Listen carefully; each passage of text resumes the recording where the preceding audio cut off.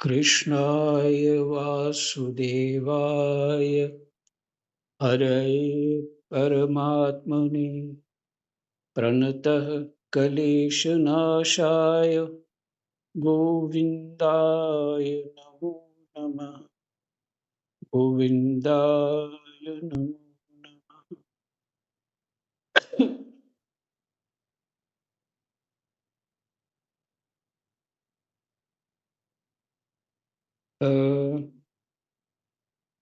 16वां अध्याय होगा ना आज। जी महाराज जी, राम राम जी। 16वां अध्याय प्रारंभ होगा। षष्ठ स्कंध 16वां अध्याय। प्रसंग है चित्रकेतु का वैराग्य तथा संकर्षण देव के दर्शन।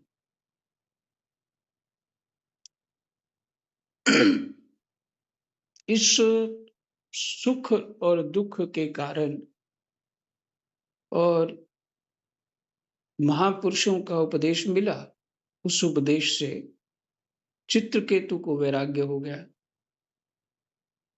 और फिर साधना करी तो संकर्षण देव के दर्शन हुए।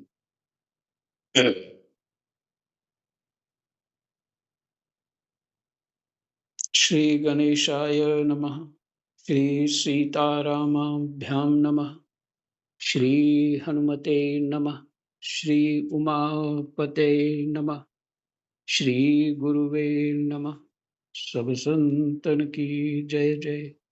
जय जय सीताराम। राधे श्याम।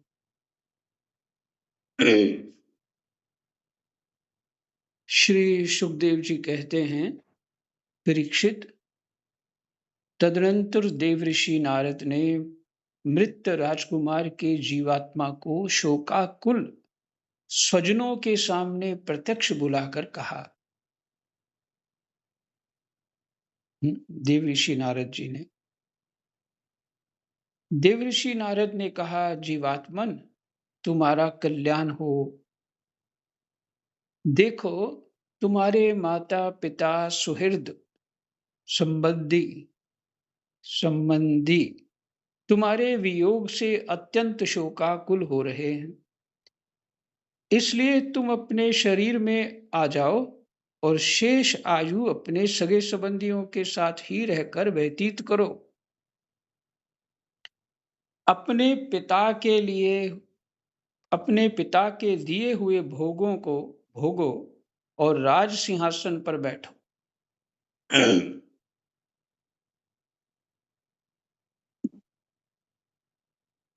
कितना अच्छा देवऋषि नारद ने एक साधारण जीव के लिए इतना सब कुछ हो तो मान जाएगा। लेकिन यहाँ मामला कुछ और है। जीवात्मा ने कहा, देवऋषि जी, मैं अपने कर्मों के अनुसार देवता, मनुष्य, पशु पक्षी आदि योनियों में ना जाने कितने जन्मों से भटक रहा। देवऋषि जी, मैं अपने कर्मों के अनुसार देवता, मनुष्य, पशु पक्षी आदि योनियों में ना जाने कितने जन्मों से भटक रहा हूं। उनमें से ये लोग किस जन्म में मेरे माता पिता हुए, ये प्रश्न कर दिया उन्होंने। उनमें से ये लोग किस जन्म में मेरे माता पिता हुए। विभिन्न जन्मों में सभी एक दूसरे के भाई बंधु, नाती गोती, शत्रु मित्र, मध्यस्थ, उदासीन और द्वेषी होते रहते हैं। उदासीन मैंने किसी को भी मैंने अपने आप में मस्त जो रहता है, ना कोई अच्छा है ना बुरा है, उदासीन हो गया। और द्वेषी होते रहते हैं। जैसे स्वर्ण आदि क्रय विक्रय की वस्तुएं एक व्यापारी से दूसरे के पास जाती आती रहती हैं, जैसे स्वर्ण आदि क्रय विक्रय की वस्तुएं एक व्यापारी से दूसरे के पास जाती आती रहती हैं, वैसे ही जीव भी भिन्न भिन्न योनियों में उत्पन्न होता रहता है।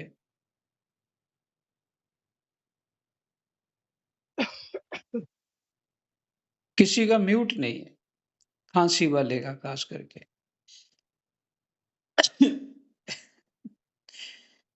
हम्म। इस प्रकार विचार करने से पता लगता है कि मनुष्यों की अपेक्षा अधिक दिन ठहरने वाले स्वर्ण आदि पदार्थों का संबंध भी मनुष्यों के साथ स्थायी नहीं, क्षणिक ही होता है। हम्म। देखिए, सो जीवात्मा ने नारद जी से कहा, अपने कर्मों के अनुसार जो मनुष्य है, जीव है, कभी देवता हो जाता है, कभी मनुष्य, कभी पशु पक्षी, और किसी भी योनि में कर्मों अनुसार चला जाता है। और इन्हीं जन्मों में जन्मता मरता रहता हूँ, यही मेरा भटकना है।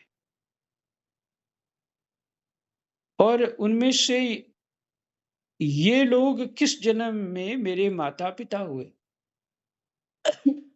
ये कब के मेरे माता पिता हैं? बच्चा कहता है। कभी इन्होंने कुछ ही साल 2 साल 3 साल कितने का बच्चा, इसमें तो लिखा नहीं, वो शरीर छोड़ दिया, विष दिया, शरीर छोड़ दिया। अब वो जो के अब इतने देर का, जो भी 3 साल का भी टाइम ले लो, इतनी देर के ही माता पिता, है ना?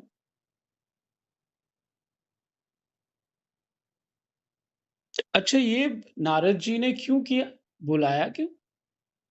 क्योंकि सभी बड़े उदास और बड़े शोकाकुल थे,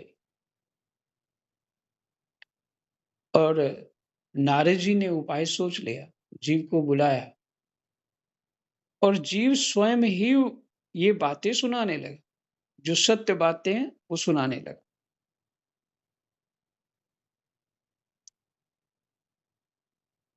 उसका कहना है कि जहां भी मैं जन्म लूंगा, वहां रिश्ते नातेदार मेरे बन ही जाएंगे,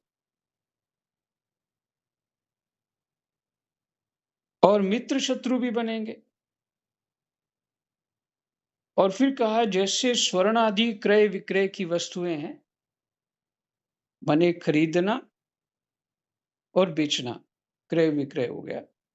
ये जो वस्तुएं हैं, एक व्यापारी से दूसरे के पास जाती आती रहती हैं, वैसे ही जीव भी भिन्न भिन्न योनियों में उत्पन्न होता रहता है, कभी इस योनि में, कभी उस योनि में, कर्मों के अनुसार। इस प्रकार विचार करने से पता लगता है कि मनुष्यों की अपेक्षा अधिक दिन ठहरने वाले स्वर्ण आदि के, मनुष्यों के जीवन तो एक निश्चित होता है कि स्वर्ण आदि जो वस्तुएं हैं, वो तो मनुष्यों से भी ज्यादा समय किसी के पास रुकी रहती हैं। स्वर्ण आदि पदार्थों का संबंध भी मनुष्यों के साथ स्थायी नहीं, क्षणिक ही होता है। वैसे जिसकी वस्तु होगी स्वर्ण आदि, जो भी उसका खजाना होगा, जब तक उसका जीवन है या वो कंट्रोल कर सकता है, तब तक उसके पास वो रहता है। वो निर्बल हो गया या बूढ़ा हो गया, जब मर गया, तो वो उस पे नियंत्रण नहीं कर सकता, तो वो उसके पास नहीं है, वो दूसरे का ही सहारा लेता है।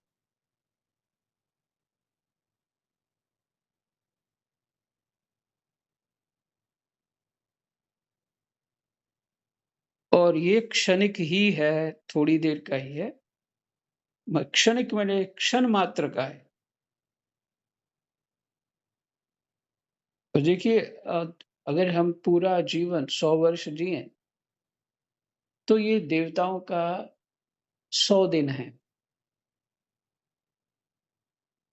ये देवताओं के 100 दिन हैं।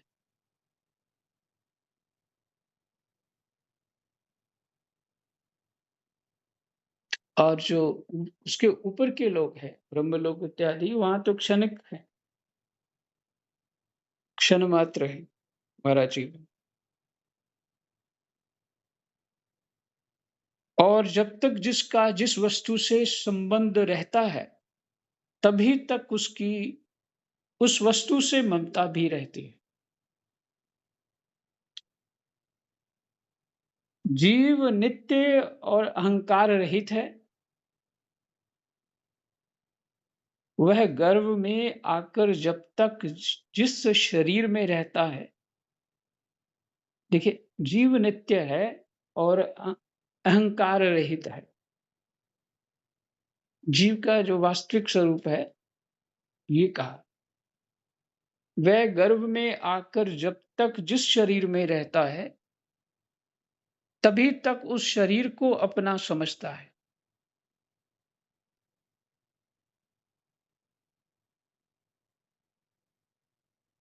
वैसे तो मरने के बाद तो वो शरीर को त्याग करके चला जाता है जहाँ जहाँ उसको कर्मानुसार जाना होता है। तो एक जगह मैंने सुना था कि 10 दिन तक वो जीव सिर्फ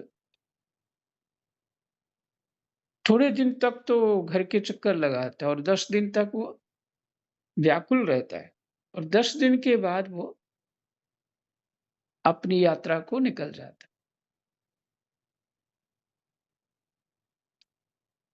अब 10 दिन तक तो उसका मोह बना रहता है, उसके बाद मोह भी छूट जाता है। जीव को उसके मरने के बाद जो सूक्ष्म शरीर है, उस हर किसी को देख सकता है और सबकी सच्चाई समझ सकता है। हुँ,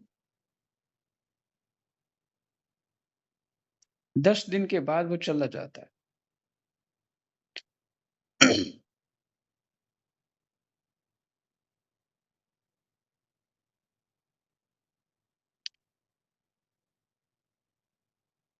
यह जीव नित्य अविनाशी सूक्ष्म जन्मादि रहित सबका आश्रय और स्वयं प्रकाश है।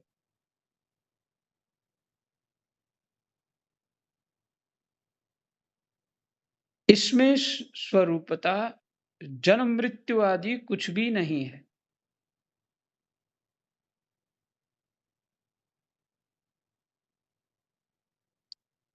ये जन्म मृत्यु से डरते हैं ना लोग।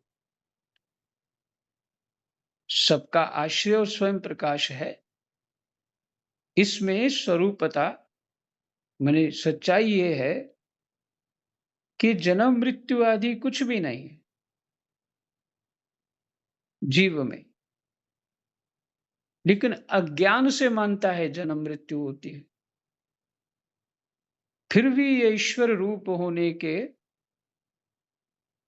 कारण अपनी माया के गुणों से ही अपने आप को विश्व के रूप में प्रकट करता है।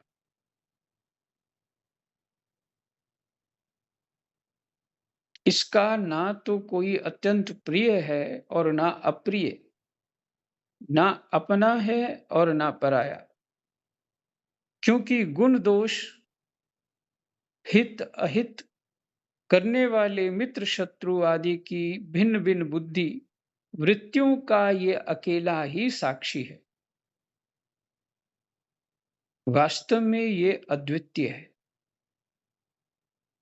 यह आत्मा कार्य कारण का साक्षी और स्वतंत्र है। इसलिए यह शरीर आदि के गुण दोष अथवा कर्म फल को ग्रहण नहीं करता, सदा उदासीन भाव से स्थित रहता है। इस जीव शब्द की जगह आप आत्मा मानिए। ठीक है। जहाँ का जीव नित्य है, ये जीव नित्य है, अविनाशी है, सूक्ष्म और जन्मादि रहित है। देखिए ये जीव और आत्मा में कुछ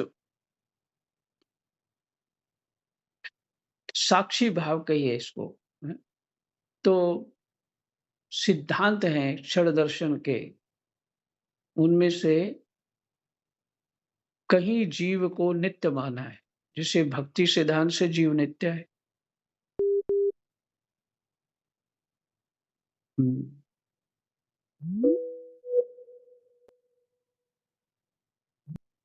म्यूट तो नहीं हो गया? हो गया था महाराज जी, आवाज अब है, अब ठीक है। हाँ जी महाराज जी, आवाज महाराज जी। अच्छा ठीक है। तो सिद्धांत के अनुसार यहाँ आत्मा जीव जो आपने पीछे सुना है, वो आत्मा को लेके सुना है, जहां इन्होंने जीव संज्ञा कर दी उस आत्मा की। तो हमको अभी जीव, क्योंकि सिद्धांत है वहां अक्षर दर्शन में, एक तो ये है कि जब जीवत्व शुद्ध हो जाता है जीव का, तो प्रकृति को छोड़ देता, तो केवल सच्चित आनंद स्वरूप हो जाता है। फिर दूसरा आया सिद्धांत, जो भक्ति का सिद्धांत है, उसमें जीव नित्य है। ये आचार्यों के सिद्धांत हैं, जीव नित्य है, और ऊपर ऊपर ही कह दिया अहंकार रहित है। जब अहंकार युक्त तो हो जाएगा, तो जो माया को उसने स्वीकार कर लिया, अहंकार ही तो माया है। अहंकार जब जीव स्वीकार कर लेगा, तो अज्ञान स्वरूप होकर के सत्व रजतम को प्राप्त कर लेगा, और फिर आगे खेल अपने आप शुरू हो जाएगा। और साधना के द्वारा, भगवान की भक्ति के द्वारा हमने उस अहंकार को छोड़ देना है, केवल शुद्ध सच्चित आनंद स्वरूप को प्राप्त करना है, जो हमारा स्वरूप है। कोई वस्तु छोड़नी है, अज्ञान छोड़ना है मात्र। ज्ञान तो हमारे पास पहले से है।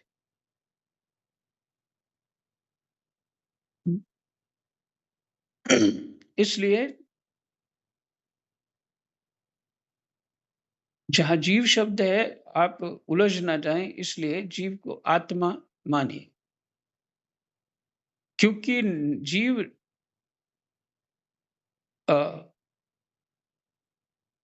जी, जीव अविनाशी, चेतन अमल सह सुख राशि, गोस्वामी जी कह रहे हैं। यह जीव नित्य अविनाशी, सूक्ष्म, जन्म रहित, सबका आश्रय और स्वयं प्रकाश है। इसमें स्वरूपतः जन्म मृत्यु आदि कुछ भी नहीं है। अज्ञान में जन्म मृत्यु होती है जब जीव अहंकार को पकड़ लेता है। फिर भी ये ईश्वर रूप होने के कारण अपनी माया के गुणों से ही अपने आप को विश्व के रूप में प्रकट कर लेता है। अपने आप को ही विश्व के रूप में प्रकट कर लेता है, जैसे स्वप्न में हम सब कुछ प्रकट कर लेते हैं। वहां कोई दूसरा नहीं होता, केवल हम ही होते।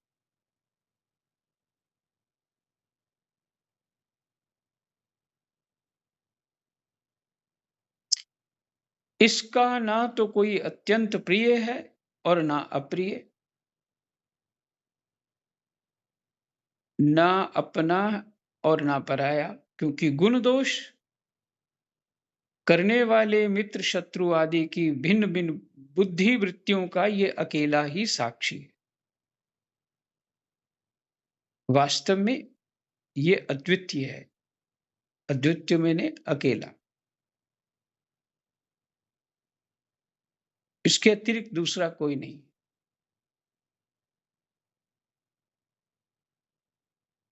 तो अपने स्वप्न में जीव तो अकेला ही होता है ना।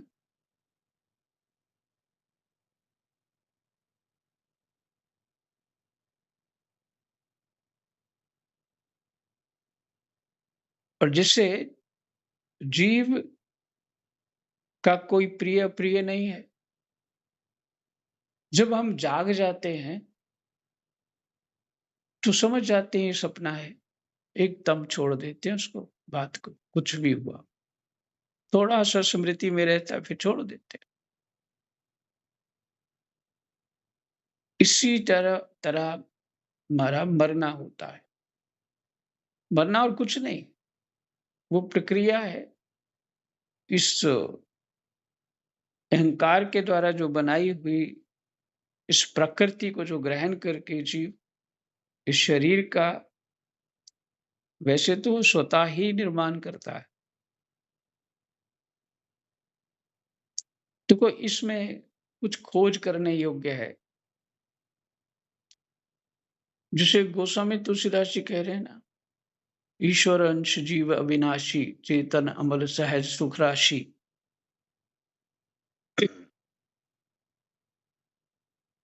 ये उसका स्वरूप है।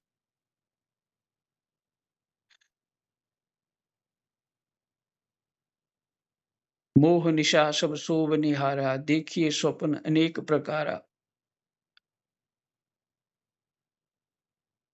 और मोह निशा में जब हम सोते हैं, माने अज्ञान में जब सोते हैं, क्या होता है? स्वप्न आता है।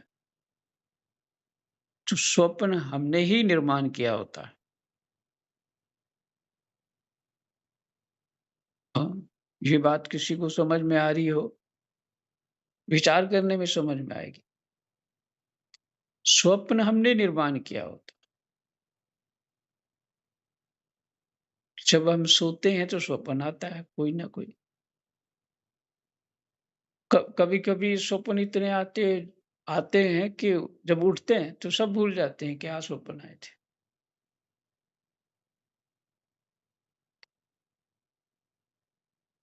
इसी तरह जीव जब अपना शरीर छोड़ देता है, अपने स्वप्न को छोड़ देता है, सब कुछ भूल जाता है।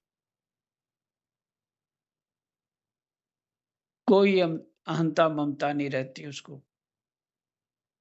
वो अपने स्वरूप में खड़ा हो जाता है और फिर जो उसकी चाह होती है उस पर चल पड़ता है।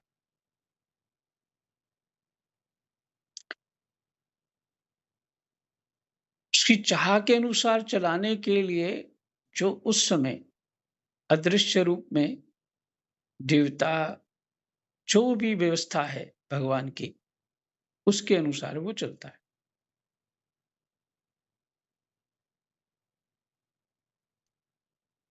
और जीव ये सब कुछ हमने ही स्वप्न में बुना है, अज्ञान में बुना है। मैं ऐसा करूँगा, फिर ये होगा, बचपन से सपने लेने लग जाता है। फिर ये करूँगा, वो करूँगा, जैसे जो हाथ लगता है उसको अपना मान करके और उसमें मोह ममता पैदा करके और आगे बड़ी सावधानी से कर्तव्य मान के आगे चलने लग जाता। तो ये उसने अहंकार ही पकड़ा होता है कि ये मैं हूँ, ये मेरा है। पर नींद का समय होता है ना, समय नींद तो खुलनी है, तो शरीर छोड़ देता है और बाद में उसको ये ये अनुभव होता है, ये तो स्वप्न था। अब ये बात जो हो रही है, नारद जी को ये जीवात्मा कह रहा है।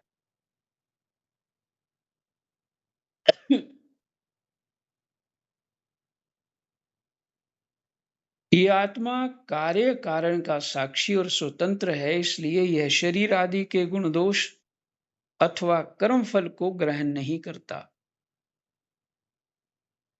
सदा उदासीन भाव से स्थित रहता है। श्री सुखदेव जी कहते हैं, वह जीवात्मा इस प्रकार कहकर चला गया। उसके सगे संबंधी उसकी बात सुनकर अत्यंत विस्मित हुए। उनका स्नेह बंधन कट गया और उसके मरने का शोक भी जाता रहा।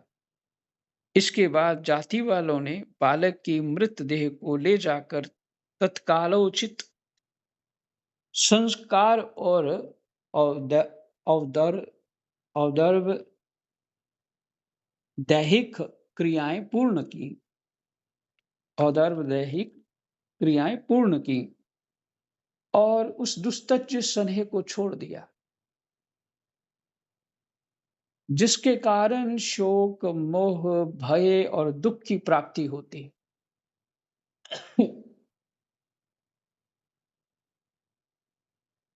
परीक्षित, जिन रानियों ने बच्चे को विष दिया था, वे बाल हत्या के कारण श्रीहीन हो गई और लज्जा के मारे आंख तक नहीं उठा सकती थी।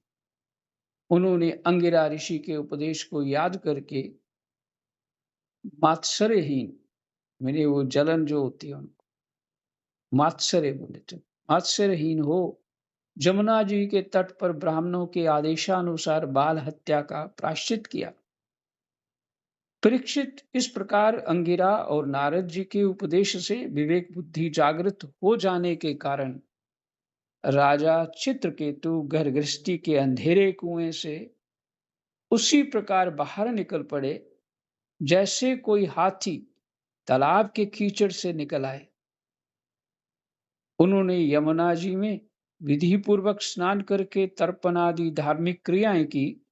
तदनंतर संयतेंद्रिय और मौन होकर उन्होंने देव ऋषि नारद और महर्षि अंगिरा के चरणों की वंदना की। भगवान नारद ने देखा कि चित्रकेतु जितेंद्रिय भगवत भक्त और शरणागत हैं, अतः उन्होंने बहुत प्रसन्न होकर उन्हें इस विद्या का उपदेश दिया। उपदेश शाम को पढ़ लेंगे, समय हो गया। हाँ, उपदेश आराम से पढ़े। जय जय सीता राधे श्याम। कृष्णाय वासुदेवाय हरये परमात्मने प्रणतक्लेशनाशाय गोविन्दाय